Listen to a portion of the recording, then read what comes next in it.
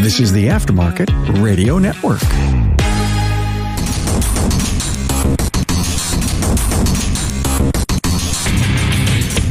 Hey there, everybody. Welcome to yet another episode of Diagnosing the Aftermarket A to Z. I'm Matt Fonslow, and today I think we can learn something from The Karate Kid, the movie. Accomplish more by starting now. That's the motto of Repair Shop of Tomorrow, a Napa Auto Care exclusively endorsed vendor. Repair Shop of Tomorrow will look at productivity, efficiencies, effective labor rate, average hours per car, labor profit margin, measure and manage labor, and how you can create net profit. Interested in Repair Shop of Tomorrow? Call 440-545-1230 for a free 20-minute no-obligation consultation, or contact your servicing Napa Auto Parts store. Yeah, I said it. The Karate Kid, the original movie. And I know the popular scenes or themes are at the very end where Daniel LaRusso wins the competition against the antagonist, I guess, Johnny, with a kick to the face, which I tend to agree with Johnny. I hate to say it was illegal, but he won. And part of that moral of that story was overcoming injury, overcoming odds, and hard work. And really, I think there are no bad students, only bad teachers. But that's not what I'm talking about today. There's probably many, many different lessons to be learned from the movie. I mean, all in all, it's up there with any classic, especially from that decade. What I want to talk about is a scene that I think kind of just hides under the radar a little bit, or just kind of cruises under the radar. And it's short, but I find it really powerful and profound. There's a scene where Daniel has had a couple of rough days at school, on the way home from events, and specifically Johnny and his friends, the Cobra Kais, are following him. Daniel has a BMX bike, or BMX style bike, and they have motorcycles, and they run him down and push him down a hill, and flips over the bike. Bike's bent up, or Daniel, does some more bending, throws it in the dumpster, goes to school, and when he comes home in the evening, Mr. Miyagi has fixed up his bike. And no, I'm not talking about that for auto repairs, fixing up the bike, but he not only fixed up the bike really nice, he lit it almost perfectly. So when Danielson's walking up them stairs, that bike looks terrific. So big plus on the lighting. I suppose we could talk about lighting and DVIs, but that's not where I'm going. Daniel sees the bike fixed up, goes down to Mr. Miyagi's shop, if you will, at the apartment complex, and thanks him for fixing up his bike, and is watching Mr. Miyagi clipping a bonsai tree. I just feel like this scene flies too far under the radar. I don't know that I've ever seen it discussed how really meaningful this scene specifically, and what they're about to do as it applies to our world or worlds. So Daniel's watching Mr. Miyagi clip away. He's asking him a few questions about how he learned to do it, learned it from his father. Where did he learn it? Not Japan, Okinawa. And essentially he sits Daniel down in front of a tree and says, well, you try. Here you go. Go wild. And Daniel's very hesitant. Like, I don't know what I'm doing. I don't know how to do that. And Mr. Miyagi, as Mr. Miyagi is, with the very short, single word responses, single word of encouragement. But in this case, he tells Daniel to close his eyes and picture the tree. Essentially, in your mind, picture the perfect tree. Get down to details. Picture this tree in your mind. And now open your eyes and start clipping and tying. Make this tree look like what you had pictured in your mind.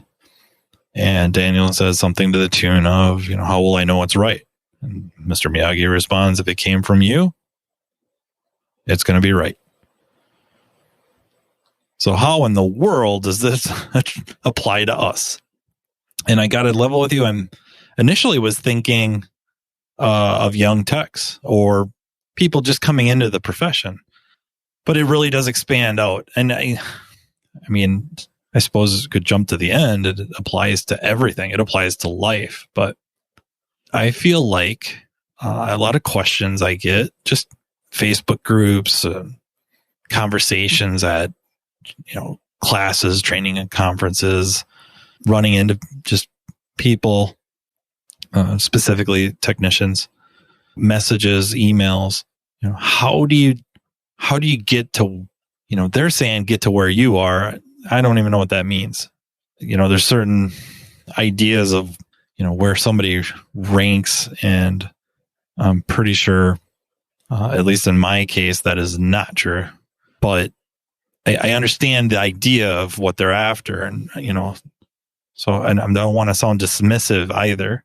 That with your career as a tech, where do you want to get as a tech? And I don't want to imply there's any one perfect or not even perfect, but just like one more desirable level or area of expertise or strengths above another. I would find that to be ridiculous.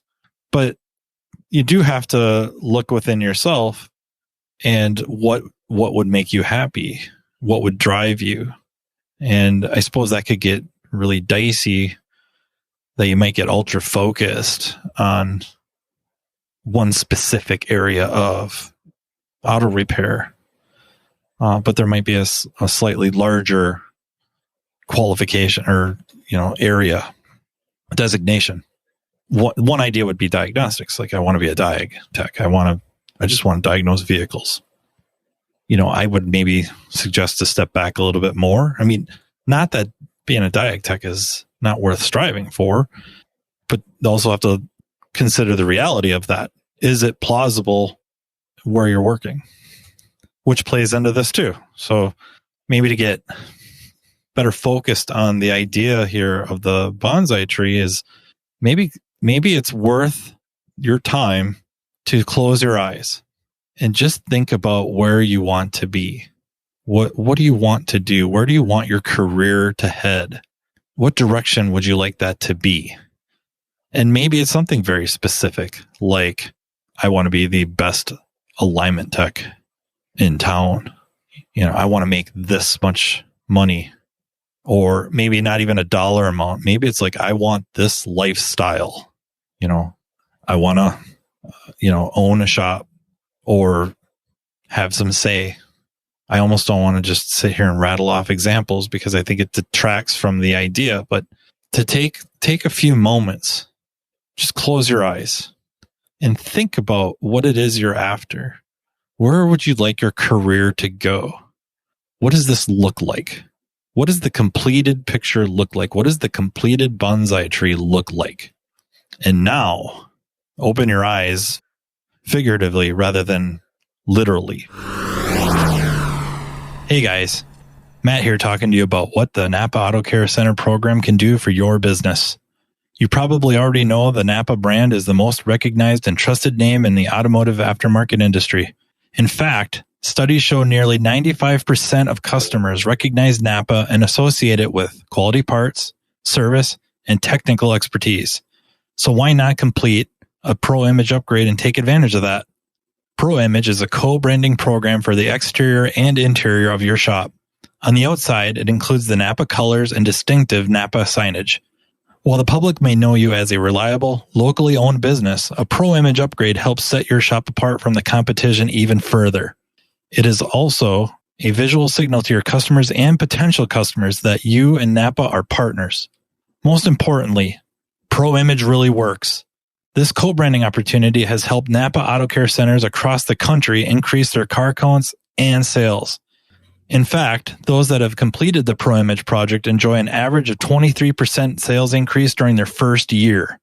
Pro Image upgrades are also available for the interior of your shop. A Pro Image interior upgrade transforms your customer waiting area from merely utilitarian to warm and welcoming. The goal is to maintain your shop's independent identity while enhancing the customer's experience. You can get a free look at what a Pro Image exterior or interior upgrade can look like by visiting the Napa Auto Care member site and clicking on the Napa Pro Image link under the Napa Pro Image tab, or contact your local Napa Auto Parts store. Your servicing Napa store can tell you more about Pro Image plus the hundreds of other reasons to become part of the Napa Auto Care family, the largest network of independent auto repair shops in the country.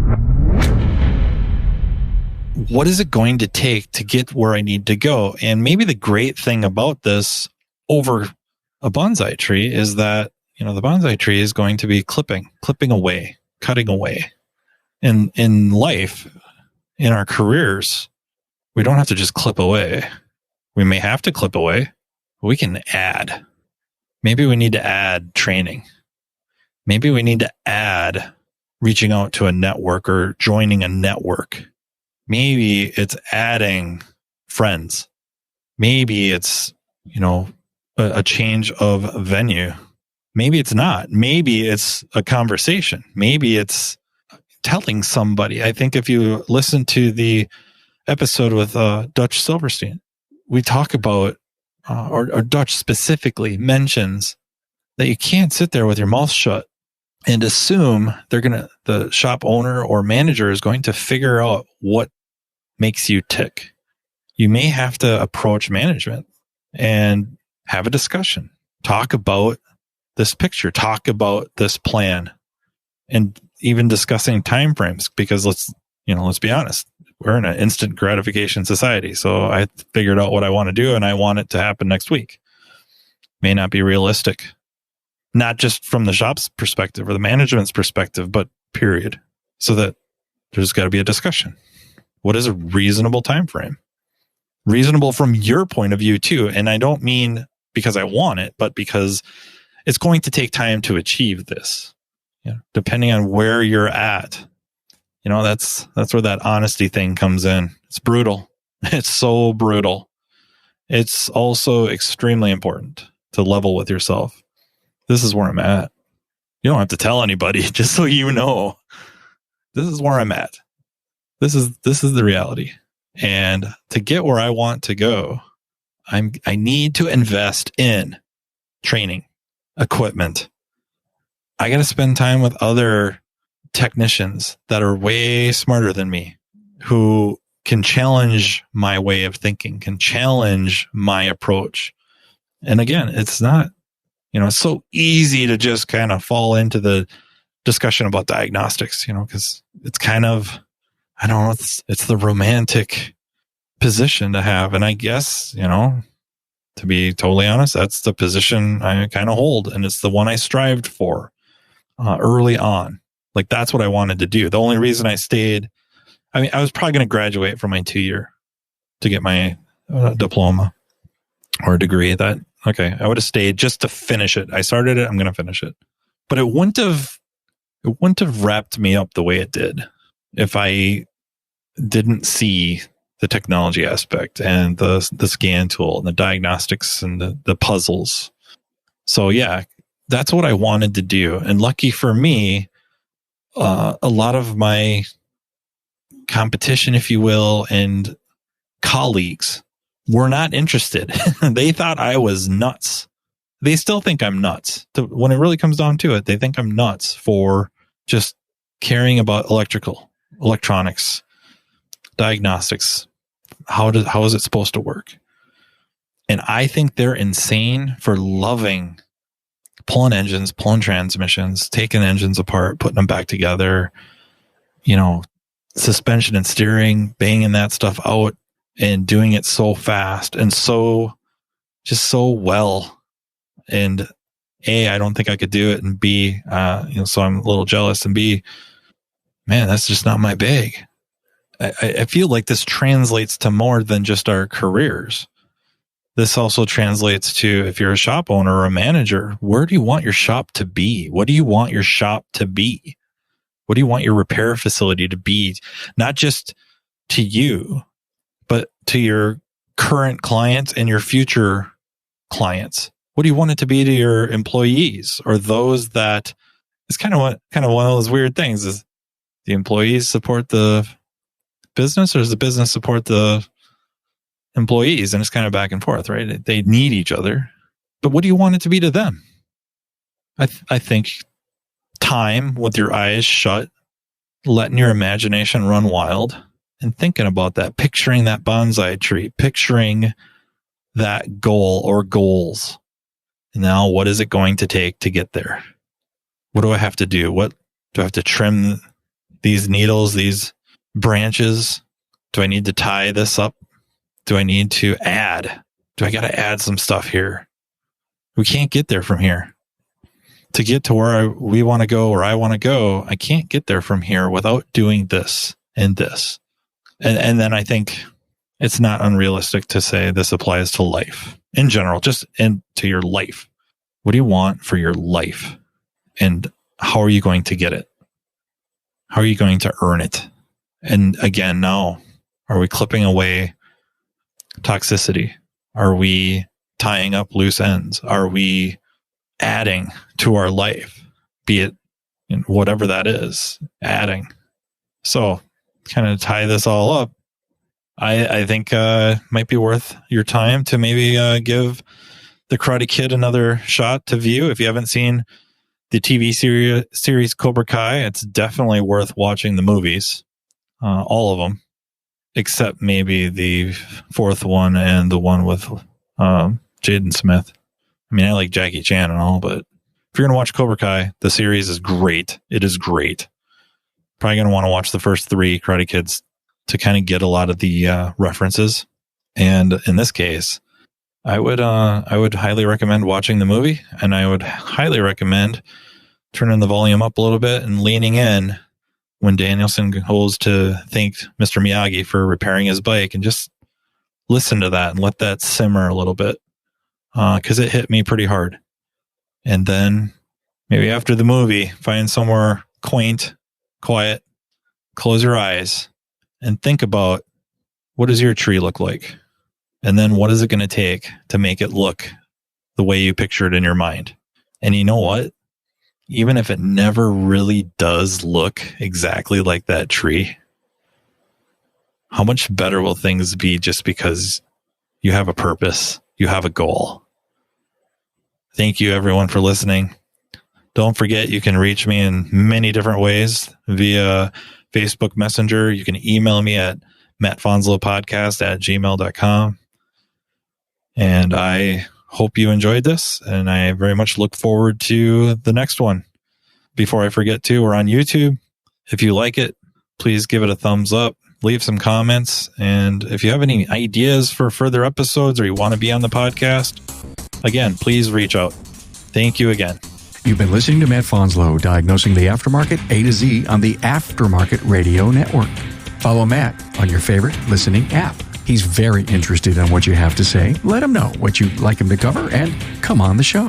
Matt is all for advancing the aftermarket. Find Matt Fonslow on social media and connect, or on aftermarketradionetwork.com.